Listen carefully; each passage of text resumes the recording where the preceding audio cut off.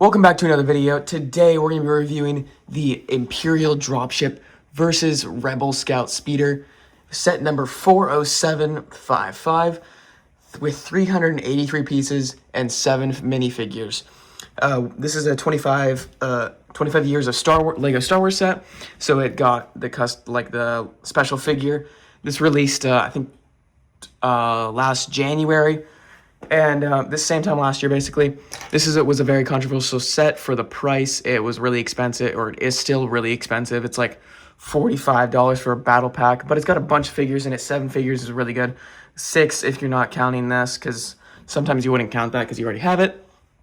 Well, and yeah, there's a bunch of figures in here. We got a bunch of Rebel Fleet Troopers and Stormtroopers and QTKT on the side. What I just noticed about it actually is that the set number is not a 7.5. Usually Star Wars sets, such as like the Cobb Vanth Speeder right here, I got earlier, and I think I posted the video right before this one, is a 7.5 starting digits. This one's a 4. This one's a 4.0. I gotta check that with the other 25 years of Star Wars sets. Maybe that's just the 25 year Star Wars sets with thing. I don't know, but I think this set is like, it looks really good. It's just really expensive. I think they could have added a bit more pieces, made some things a little bit more detailed, but I think they made this Rebel Scout Speeder right here look really cool. It's a really good size, which is where I think most of the pieces of the set went, because you can't split that evenly, really. But I know they didn't even try to split it evenly. I think they just tried to make them both look really good. I think they made the dropship look okay. It looks all right, but they could have definitely made some things look a little bit better. Maybe added some more side props, maybe, I don't know.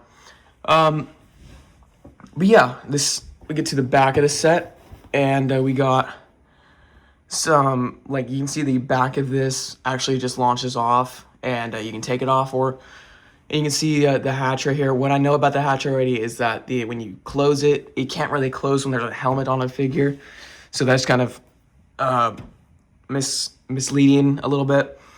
But yeah, you can also disattach or unattach the top of the Rebel Scout Speeder for a mounted turret or an unmounted turret.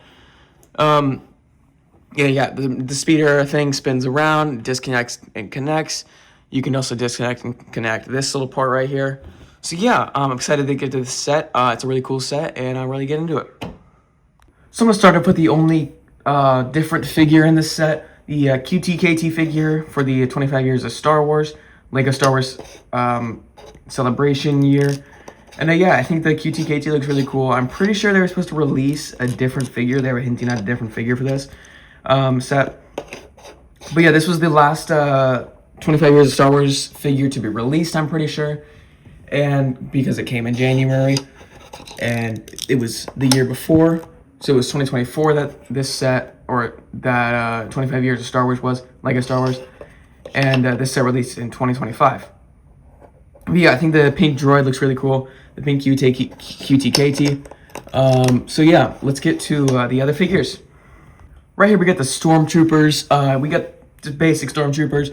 They changed up the printing on their legs just a little bit from the year before. And I don't think they've changed it since they haven't released many Stormtroopers since this set. They're really the only Stormtroopers they have released since the set that I remember are the Night Troopers, which are just like supposed to be different, and that's self-explainable. But yeah, these Stormtroopers are pretty simple, pretty normal, and so are the Rebel Fleet Troopers, which we'll get to right now.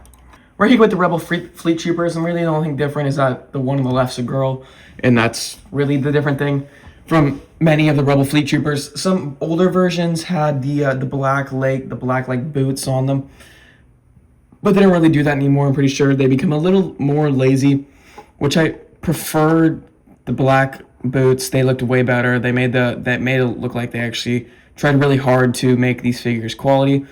And that would make the $45 price tag a little more worth it, in my opinion. But yeah, nothing really changed with these guys. They're all just set is meant for army building, but can't really army build it with this expensive. So maybe they could have just like decreased the pieces a bit, decreased the price, kept the same figures. I think a better price for this set would maybe be $30, $35. $35 would be like max. But $30 would be a great price for this set to make it a little bit more army building for a battle pack, because I don't think you could really consider a $45 battle pack an actual battle pack. That's just a set by that point. So yeah, let's get to the set. I'm gonna start off with the Imperial Dropship, and the first thing I noticed, what's standing out to me, is the sticker on the back right there. You can see the Imperial logo right here. It just stands out. It is not the right blue. They know they struggle with those stickers, but what they could solve that by is just not using stickers. They could just print the pieces. That would be a lot easier, a lot better, and yeah. I just noticed something. 1 second. And then yeah, I think without stickers, these sets would be a lot more quality. And we get to the back now, and you can set the figures on this perfectly. They sit really well right there. You just can't really move the engines that much, which you actually can do. You can move the engine a bunch like that. They just rotate, and then you just pull this thing off really easily. Clips in there, just like that. You can see.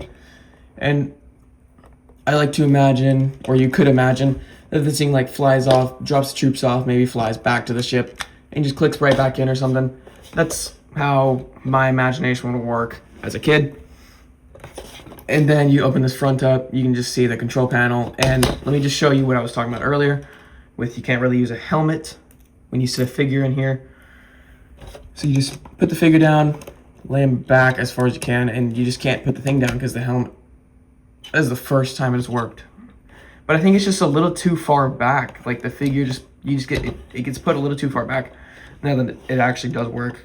When I last remember doing this, figure never fit with a helmet on. But yeah, I think the dropship looks really cool. It's a cool addition to any army. But I think with a few more pieces, this could look a lot better. I know they weren't trying to make it look good, but with this price tag, they should probably make it look good. Yeah, so let's get to the Rebel Scout Speeder. And right here is the Rebel Scout Speeder, and I think with the one thing they did good in this set was making this look good for the price tag. They made the Rebel Scout Speeder look super good. The stickers don't match up. Hey, that one's a little off. Yeah, but the stickers don't match up. But they match up a little good with the lighter gray right next to it. I think on camera that looks really good, but in person doesn't look too good. Actually, I think it looks better in person than on camera. So right here on the back, I think we're missing an engine. All right on the back, this just comes off like this and just rotates around. You can just like set this down with a figure on it or something. I don't know where that engine is. Must have fallen off somewhere.